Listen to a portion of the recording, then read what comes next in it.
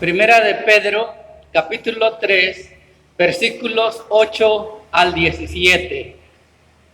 Finalmente, sed todos de un mismo sentir, compasivos, amándoos fraternalmente, misericordiosos, amigables, no devolviendo mal por mal ni maldición por maldición, sino por el contrario, bendiciendo, sabiendo que fuisteis llamados para que heredaseis bendición.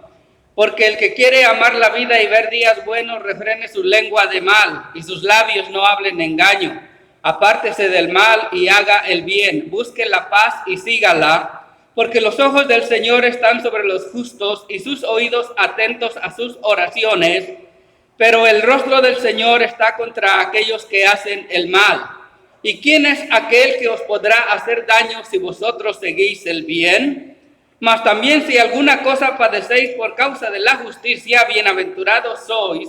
Por tanto, no os amedrentéis por temor de ellos, ni os conturbéis, sino santificad a Dios el Señor en vuestros corazones y estad siempre preparados para presentar defensa con mansedumbre y reverencia ante todo el que os demande razón de la esperanza que hay en vosotros, teniendo buena conciencia, para que en lo que murmuran de vosotros como malhechores, sean avergonzados los que calumnian vuestra buena conducta en Cristo. Porque mejor es que padezcáis haciendo el bien, si la voluntad de Dios así lo quiere, que haciendo el mal. Bienaventurados si sufren por causa de la justicia, es el tema de este día. Nuestro Señor Jesucristo dijo: bienaventurados sois cuando por mi causa os vituperen y os persigan y digan toda clase de mal contra vosotros mintiendo. Gozaos y alegraos, porque vuestro galardón es grande en los cielos, pues así persiguieron a los profetas que fueron antes de vosotros. Esto es un resumen perfecto de lo que el apóstol Pedro enseña en este pasaje que estudiaremos hoy. Todos los cristianos serán ofendidos y perseguidos por la enseñanza de Jesucristo. Los incrédulos no entienden nuestra fe en Cristo porque ellos no ven la necesidad de creer en Él. Pero además, cuando la entienden, la rechazan, porque la enseñanza bíblica afirma que la salvación de nuestras almas se encuentra solamente en Jesucristo. Así que cuando ocurre este conflicto, hermanos, Pedro nos ordena que busquemos traer gloria y honra a Jesucristo en lugar de enfocarnos en responder a los insultos. Debemos de estar preparados con la respuesta y la actitud correcta. Como ya hemos mencionado, hermanos, a lo largo de la serie de este estudio, la audiencia de Pedro es un grupo de cristianos exiliados por todo Asia Menor por un decreto del emperador romano. Pedro comienza su carta recordándoles que Dios los ha hecho nacer de nuevo, que han sido santificados por Dios y lavados con la sangre de Jesucristo, asegurándoles el perdón de sus pecados. También les recuerda que aunque enfrentan persecución, a los ojos de Dios son un pueblo escogido que poseen una ciudadanía celestial y que por lo tanto tendrán conflicto con los incrédulos que los rodean. Y por ello, Pedro busca prepararlos para lidiar con aquellos que rechazan la fe de Jesucristo o la fe en Jesucristo. En el pasaje que veremos hoy, Pedro se dispone a resumir su exhortación ética sobre cómo debemos de vivir en este mundo. Él ha venido hablando de esto, hermanos, desde el capítulo 2, versículos 11, hasta el capítulo 3 y versículo 7. Allí Pedro abordó tres de los elementos principales del código del hogar greco-romano que definía varias de las relaciones sociales de esa época. Habló acerca de la autoridad del gobierno civil, acerca de la relación que debía de haber entre los esclavos y sus amos, y también de la relación entre los maridos y sus esposas. Y ahora, a partir del versículo 8, él hace un resumen de lo que debemos hacer para animarnos y fortalecernos unos a otros en los tiempos de prueba, apelando a algunos versículos del Salmos 34.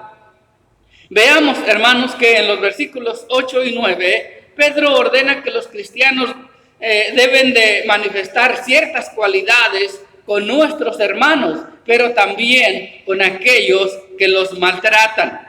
Esto es muy importante porque cuando los cristianos actúan de esta manera, es más fácil de mantenerse unidos. El primer asunto que menciona Pedro aquí en el versículo 8 es la unidad de la mente. Sed todos de un mismo sentir, dice. Los cristianos debemos de ser de ideas afines. Debemos creer las mismas cosas y trabajar muy duro para evitar divisiones dentro de la iglesia. El apóstol Pablo repite una y otra vez que la unidad es básica en la comunidad cristiana. Por ejemplo, cuando escribe a los Corintios, en su segunda carta, capítulo 13, versículo 11, dice: sean de un mismo sentir y vivan en paz. Sean de un mismo sentir y vivan en paz. Es lo que está diciendo el apóstol Pedro en este versículo 8. Esta unidad nace de un diálogo misericordioso y especialmente de un objetivo común en Dios. Los cristianos tenemos que pensar de acuerdo a la voluntad revelada de Dios. Es así como vamos a mantenernos unidos. Esto se logra a través de un espíritu humilde, pero eso no significa que nosotros debemos de tener un concepto pobre de nosotros mismos, sino que debemos de estar dispuestos a realizar un servicio poco visible y sobre todo a poner las necesidades de nuestro prójimo por encima de las nuestras. Lamentablemente algunos de nosotros somos propensos a la división porque durante los tiempos difíciles tratamos de hacer las cosas a nuestra manera, ignoramos, hermanos, las circunstancias de los demás. Es por eso que las iglesias protestantes históricas tienen estándares doctrinales. Tenemos nuestros símbolos doctrinales como la confesión, como el catecismo de Westminster, los cánones de Dort y todos estos símbolos doctrinales. Ese es el propósito de ser de un mismo sentir. A continuación, hermanos, Pedro instruye a los cristianos a ser compasivos. En el mismo versículo 8, Pablo también amplía un poco el concepto del significado de esto en Romanos 12:15. Allí leemos: regocijaos con los que se gozan y llorad con los que lloran. Los cristianos debemos esforzarnos por ponernos en el lugar de nuestros hermanos y preocuparnos genuinamente por sus necesidades. Es decir, que debemos de identificarnos con la experiencia y los sentimientos de nuestros hermanos. En nuestra iglesia tenemos personas que experimentan alegrías y tristezas. Y nosotros debemos de ser compasivos. Eso significa que debemos de preocuparnos por ellos de una forma tan profunda que su sufrimiento y sus alegrías se convierten en nuestras. Pedro también exhorta a los cristianos a demostrar amor fraternal en el mismo versículo 8. Esto significa simplemente amarnos unos a otros. Jesús también ordenó a sus discípulos que debían de amarse unos a otros. Y de hecho, él declara que esa sería la característica por la que se les podría reconocer. Escuche cómo lo dijo en San Juan 13:35. En esto conocerán todos que ustedes son mis discípulos si se aman unos a otros. Si se aman unos a otros. El apóstol Pedro ordena que lo debemos de hacer, así como Dios nos amó a nosotros. Este tipo de amor fraternal, hermanos, no se refiere a una demostración superficial de amor típica de gran parte del cristianismo. Es decir, que no se trata de esos momentos en los que deseamos abrazar a todos. No. Este tipo de amor se manifiesta en actos concretos, como por ejemplo, cuando cuidamos a los hijos de nuestros hermanos cuando hay alguna necesidad, o cuando le llevamos comida, o le hablamos cuando está enfermo para brindarle algunas palabras de aliento, y también orando por ellos. Hacer esto, hermanos, es una bendición para el pueblo de Dios, pero también es un testimonio para los incrédulos, que están observando cada uno de nuestros movimientos. Ellos mirarán que nos amamos unos a otros, tal como Jesucristo lo ordenó. Además, Pedro dice que los cristianos debemos de ser misericordiosos y amigables en el mismo versículo 8. Un corazón misericordioso nos ayuda a ver las necesidades de los demás. En Efesios 4:32, Pablo vincula este tipo de misericordia con el perdón que debemos de extender a aquellos que nos han agraviado y también el que recibimos de aquellos a quien hemos dañado. Allí leemos: sean bondadosos y misericordiosos y perdónense unos a otros. Sean bondadosos y misericordiosos. El último de los términos amigables en el versículo 8, hermanos, en griego es tapeinos y significa humildad. De hecho, muchas versiones de la Biblia lo han traducido así. Esto es muy importante resaltarlo, hermanos, porque la humildad era una actitud despreciada por los griegos y por los romanos. Para ellos era un signo de debilidad y la veían como una marca de alguien de menor rango o de menor posición social.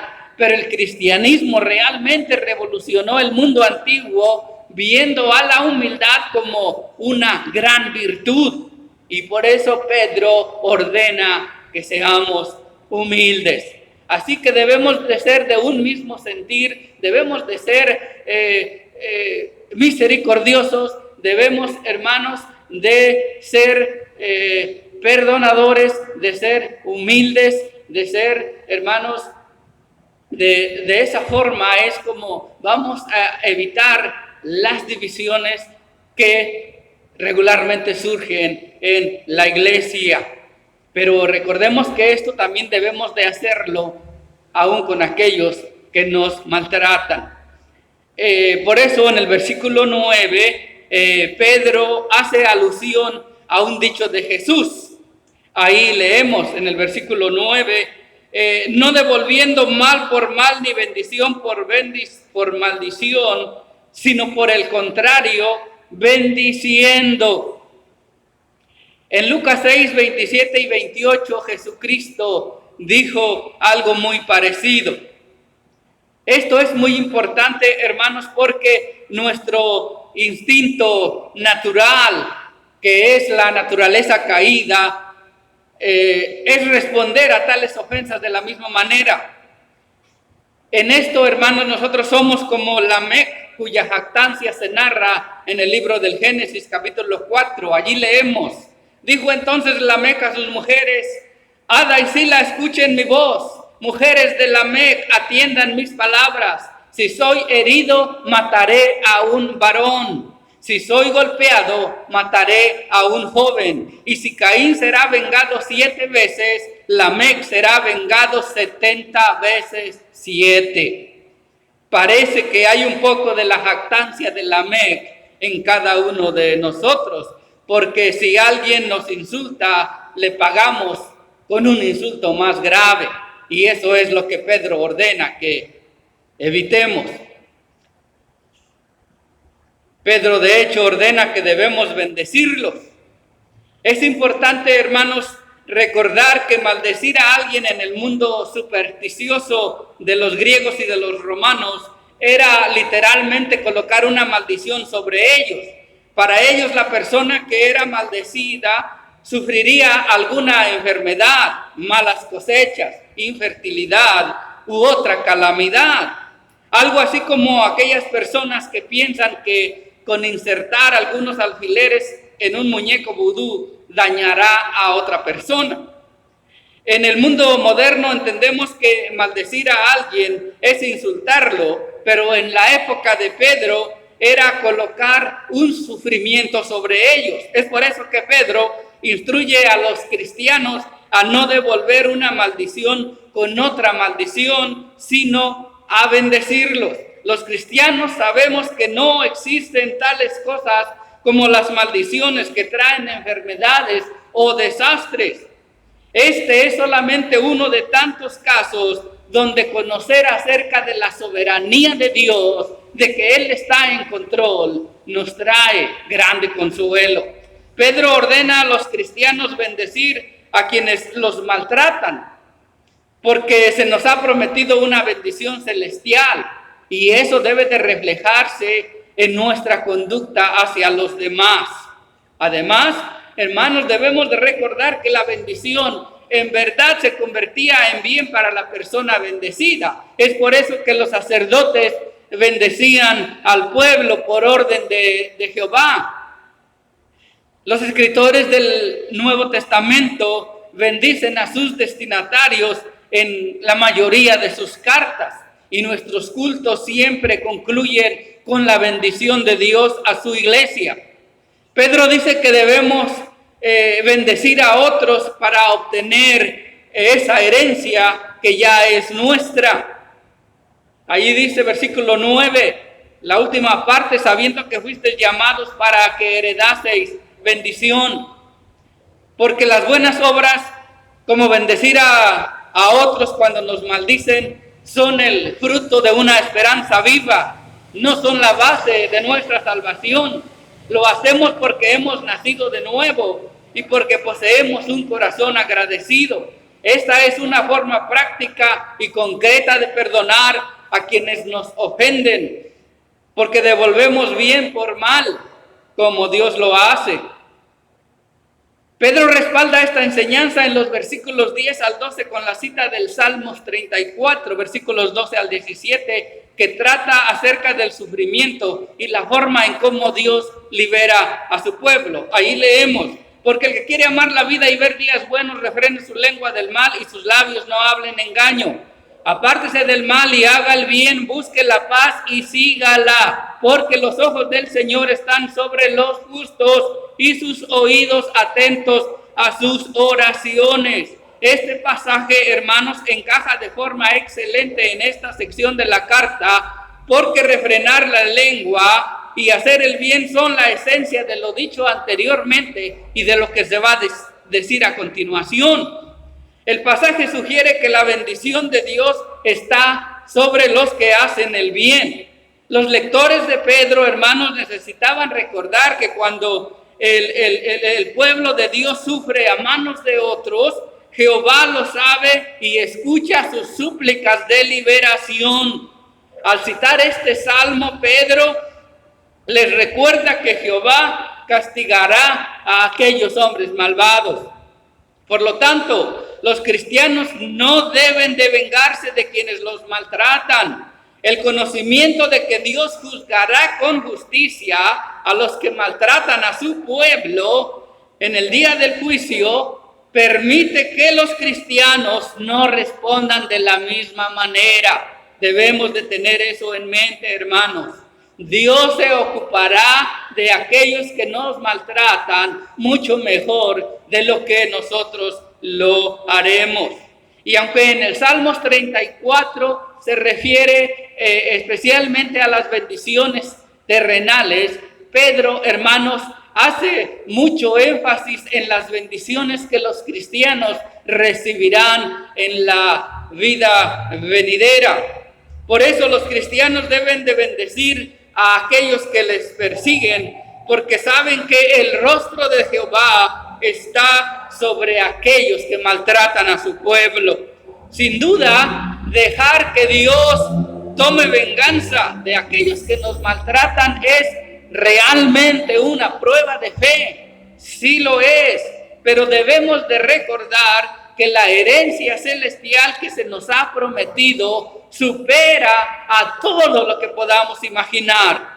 En el versículo 13, Pedro afirma que es difícil maltratar a aquellos que hacen el bien. Allí leemos: ¿y quién es aquel que os podrá hacer daño si vosotros seguís el bien?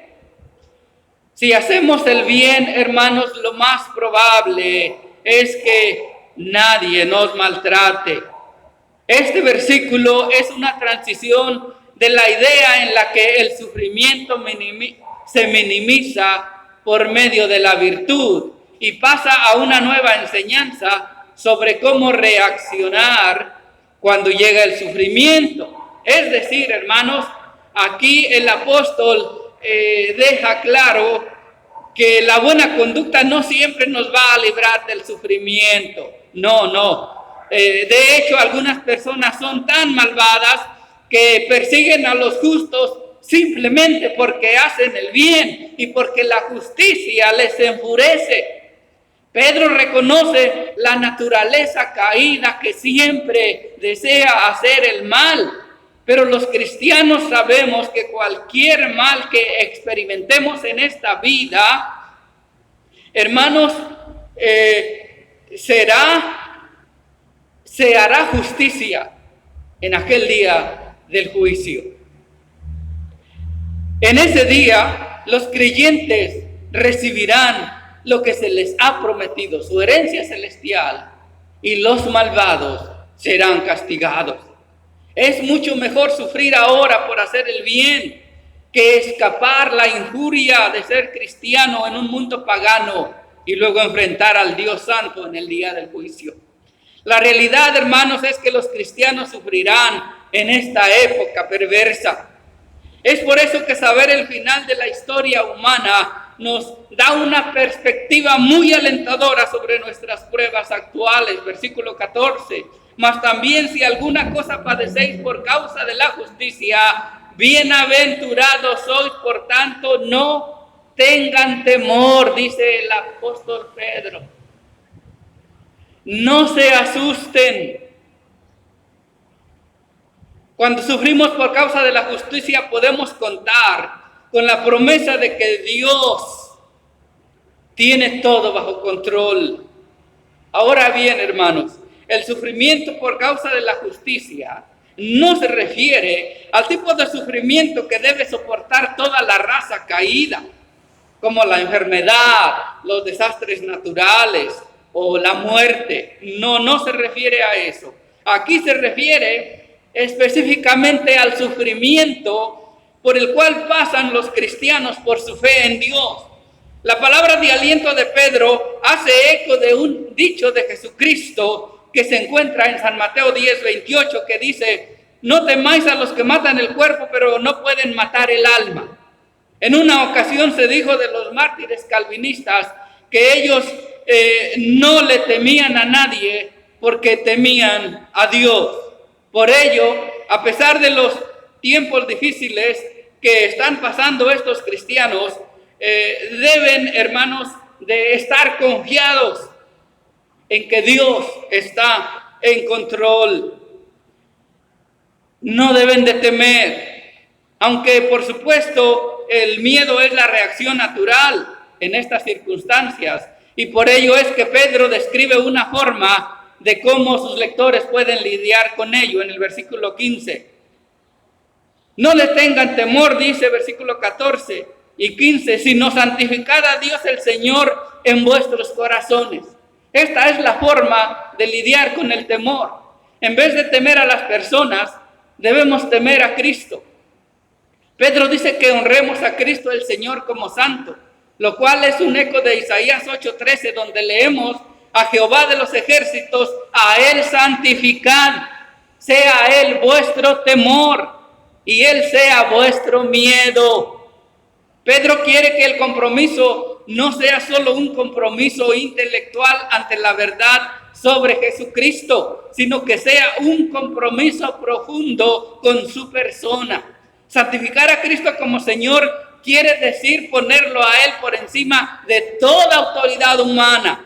Este sentido lo podemos ver claramente en la oración del Padre Nuestro, que dice: santificado sea tu nombre. Santificar el nombre de Dios, hermanos, significa reverenciarle, honrarle, obedecer sus mandamientos. Pedro ordena que hagamos eso. Los cristianos de la diáspora eran perseguidos porque se negaron a honrar al César como un Dios, precisamente porque ellos sabían que solamente Jesucristo era el Señor.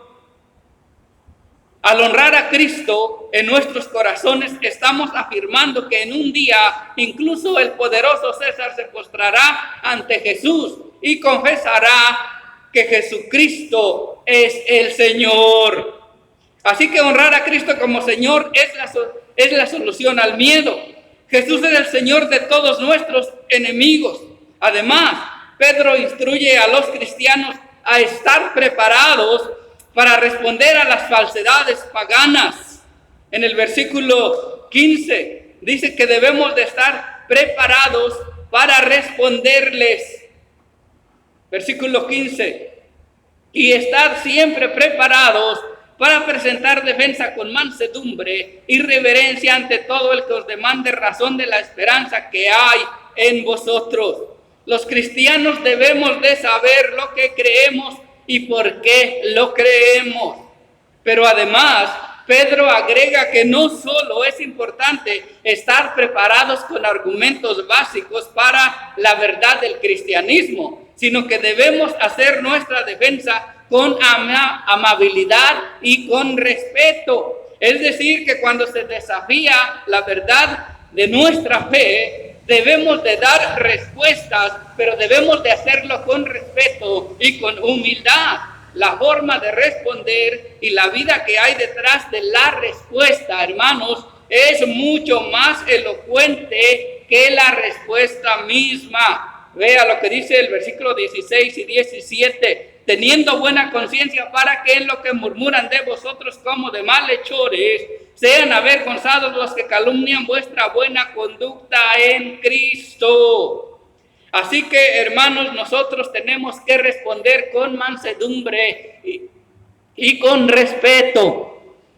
La mansedumbre es la actitud que debemos de tener ante nuestros oponentes. Se trata, hermanos, de rehusar tomar la justicia en nuestras manos y de atacar al contrario. No debemos hacer eso. Más bien, debemos de poner nuestra causa en las manos de Dios. Pedro espera que demos una respuesta mansa y humilde de acuerdo a la actitud de Cristo. Cuando los que nos odian, hermanos, nos insultan y nos presionan para que nos amoldemos a un comportamiento no cristiano, la mejor defensa es una combinación de buenas respuestas a sus objeciones y una conciencia tranquila de que no los hemos ofendido.